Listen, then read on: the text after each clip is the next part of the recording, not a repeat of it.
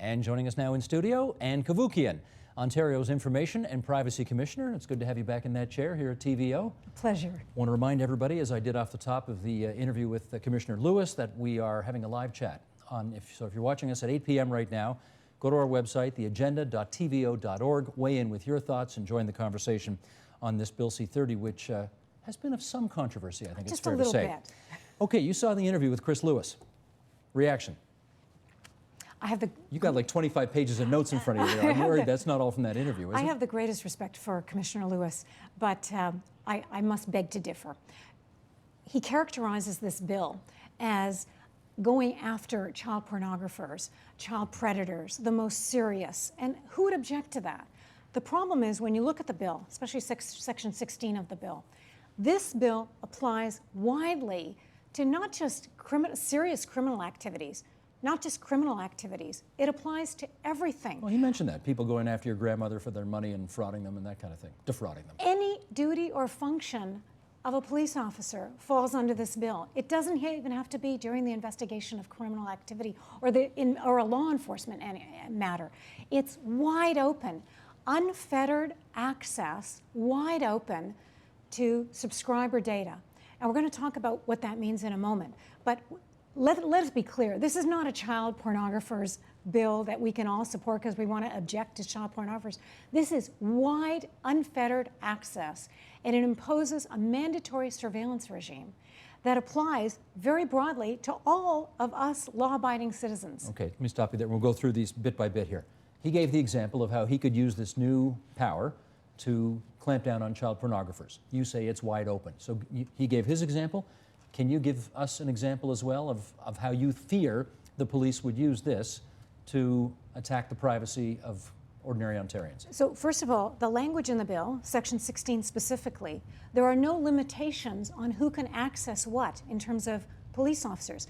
So surely, was this just a drafting error? Was it sloppy drafting that they drafted it so widely that basically the police officer could go after any kind of information at all, not just related to a criminal activity, not just related to a law enforcement matter, but anything? He does say they're too busy to do that. They don't go on fishing expeditions. Oh, good. Well, then let's not give them the ability to do that if they don't have time to do it anyway. Put it in the bill. Put it in the bill.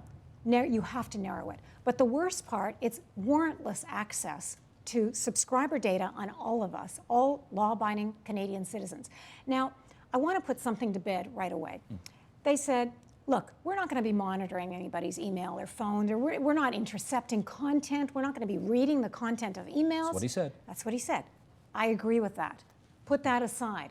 This is not about interception of content, of data, of communications. So you agree with him on that? I do. That's not going to happen? That's not going to happen. Okay. What's going to happen might be worse.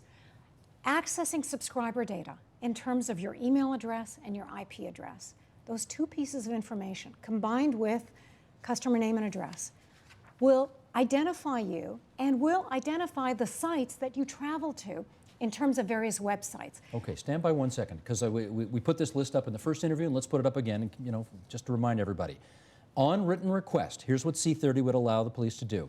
Get telecom companies to provide the police with a customer's name, address, phone number, email address, IP address, and service provider.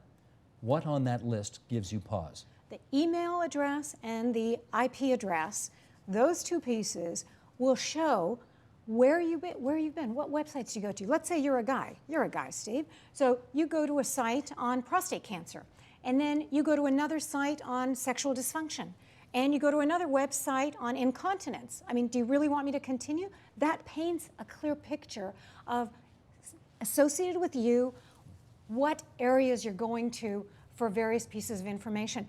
If you continue to put the digital dots together, it can paint a very detailed picture just from your IP address, your email address, your surfing habits, where you're going. It is so much more revealing than, I'm so tired of the phone book example. Please, in this day and age, come on. We're using yesterday's language to talk about tomorrow's problems. This information alone, the subscriber data, can paint a very revealing picture of your interests, your activities, and who you communicate with. You can go to certain websites like people.com, put in your email address, a whole list of your activities will come out. There is so much you get just from that information. It's not the same as a phone number or a license plate number. It is far more revealing. So when the government says, look, we are just updating our laws to comply with the technological reality of living in the 21st century, it is in fact just like updating the phone book, you're not buying. It's not true. And don't get me wrong, I have great respect for law enforcement. There's no question they need to modernize, some of their skills and training. They need new resources on how to navigate the new online world. I don't disagree with any of that. But I don't want you to give away all of our freedoms and introduce a new surveillance regime, couching it under the term of going after the child pornographers. Please, let's call a spade a spade. This goes far beyond unfettered access to subscriber online data. It's not necessary. See, that's the other thing. Why are we doing this? They use all the language of we have to modernize and all that.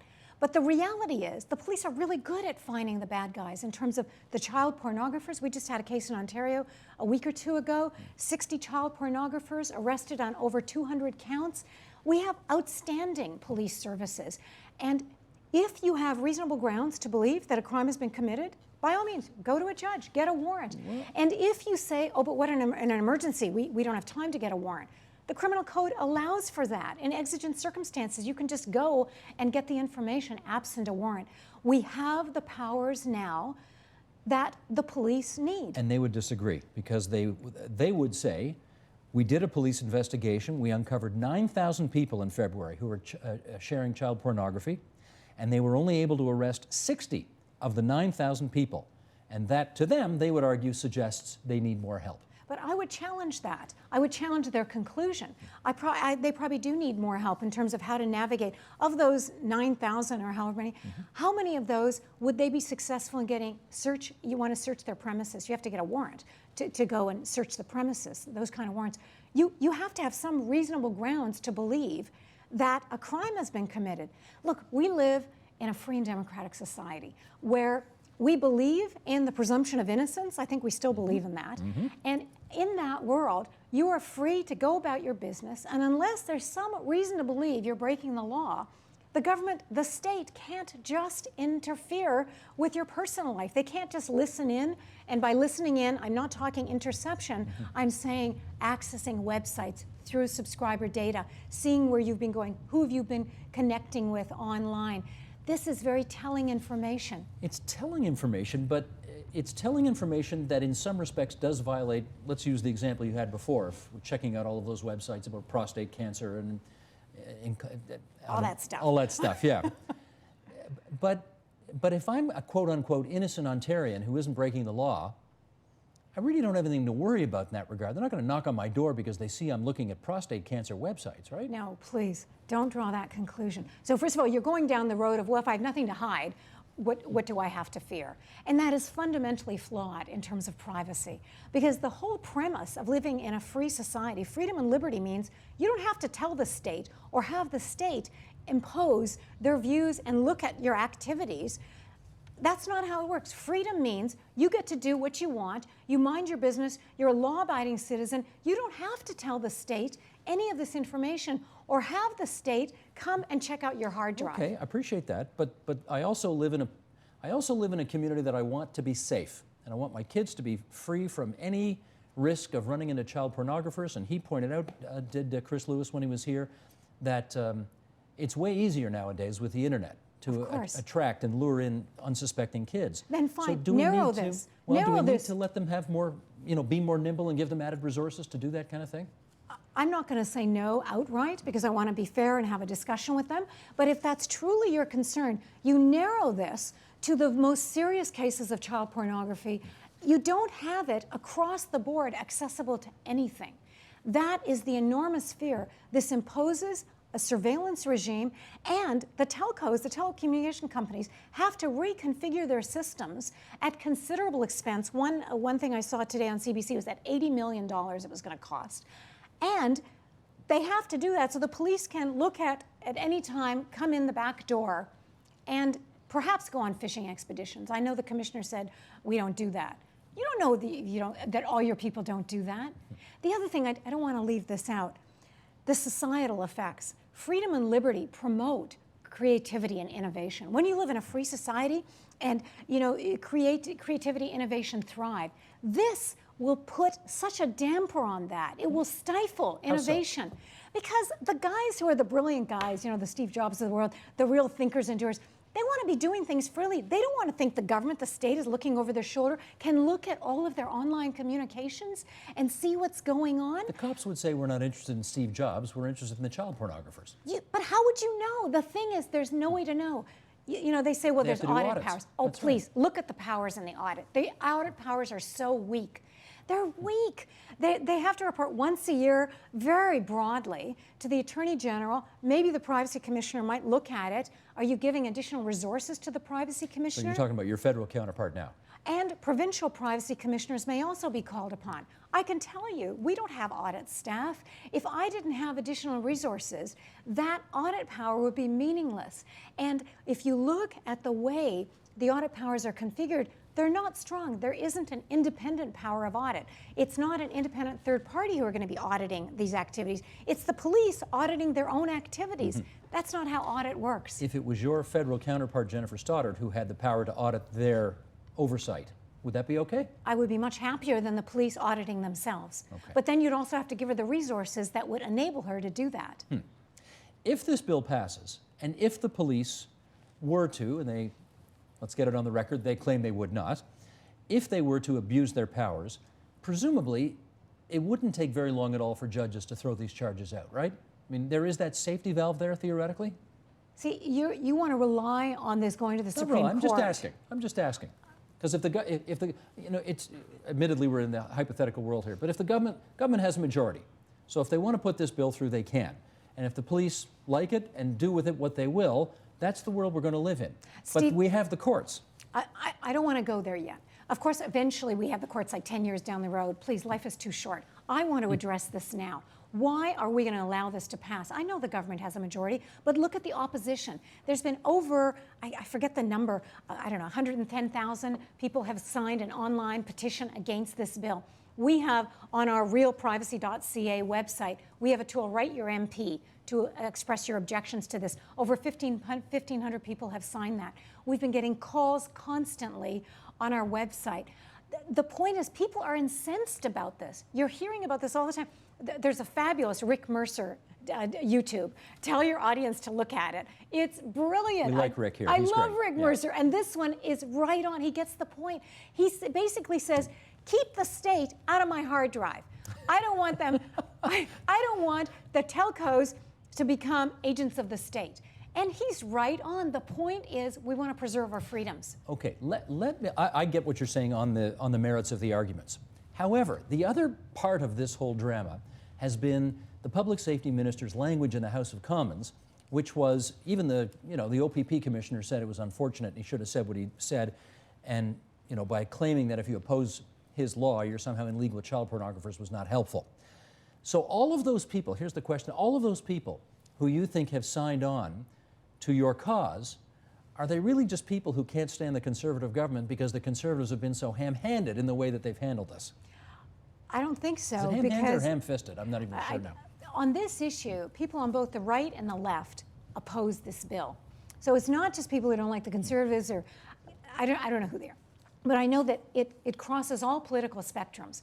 People who believe in freedom, people who believe in upholding our societies, and just look at other societies that have morphed from a free and democratic state into a totalitarian state. The first thread to unravel is privacy. Okay, but well, I shouldn't ask. Are you going there? I'm not going there that we're going there. Yeah. I'm saying this is the time, though, you raise the alarms to prevent anything going down the road, to suggest that law enforcement should have access to all of our online activities and where we're going and our subscriber data. You might think, not a big deal. I assure you, people in the community, the security, privacy, tech community, they're incensed at this, that their online activities would be accessible automatically by the police, absent any reasonable grounds of suspicion to believe wrongdoing has happened. Okay. So this is a big deal. In which case, the minister has said, once he sort of climbed down from his original, if you're not with me, you're with the child pornographers. He has said he's open to amendments on this. Yes, I'm Do you delighted. do you have some you want to recommend? Absolutely. For instance? First, you remove warrantless access. If you want to access subscriber data, you have to have some reasonable grounds to believe that some activity has happened, some wrongdoing. Got to go to a judge. You get a warrant. Why is that important? Because it gives us the judicial oversight that we need. Oversight, visibility is absolutely critical. That's what preserves our freedoms. They also say it's too slow. It's nonsense that it's too slow. See, I reject that because they say, well, it takes too long and a crime could happen. If something happens and on an emergency basis, you have to act.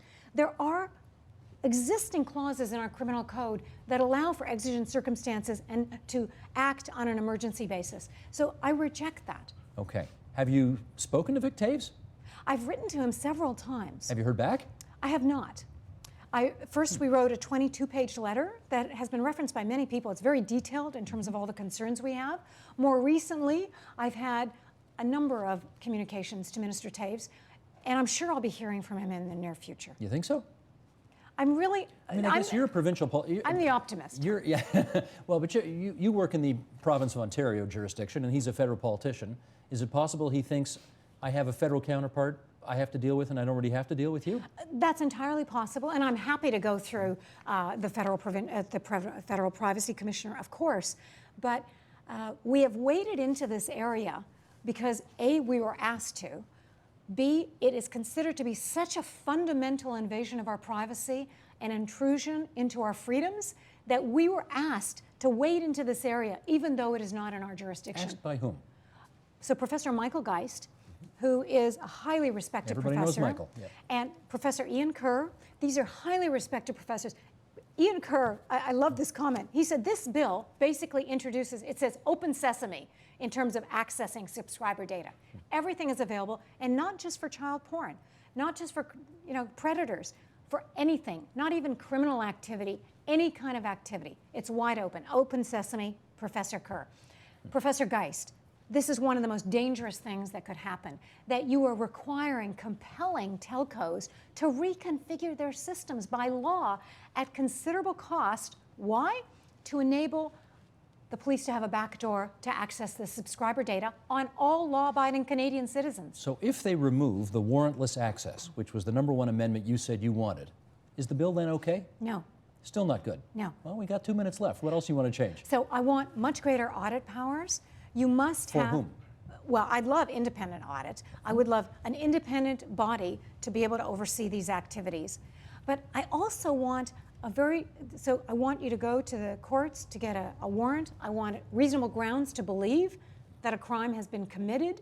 I want visibility associated with the activities in this bill so that we can give Canadians comfort that we have the best system of privacy and freedom anywhere in the world. That's why, people say, well, what about other countries that have gone this route?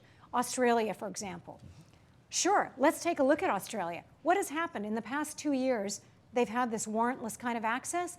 The number of activities that have been accessed online, surveillance has gone up by 50%, over 50%. There have been that much greater access than before. And it's not like all the child pornographers have been caught. It's not that. If you give this kind of power to the police, it will be used, and there will be greater surveillance, and it will be mandatory surveillance in our free country. What about freedom and liberty? How optimistic are you that the changes you would like to see happen, which I guess you would call a watering down of the bill, will in fact happen as it goes through committee? I would call it significant amendments to the bill that will be required. And the only reason I'm more optimistic than I was earlier is the enormous public opposition to this bill. There was I think it was CBC did a poll, 91% of the people who responded said they rejected the bill. Kick it out of the House, get rid of it. There's been such strong opposition to this bill and such strong voicing of the importance of our freedoms. And that gives me great heart. And we thank you for coming in today and sharing your views on it. My pleasure. That's Ann Cavoukian, Ontario's Information and Privacy Commissioner. Support Ontario's public television. Donate at tvo.org.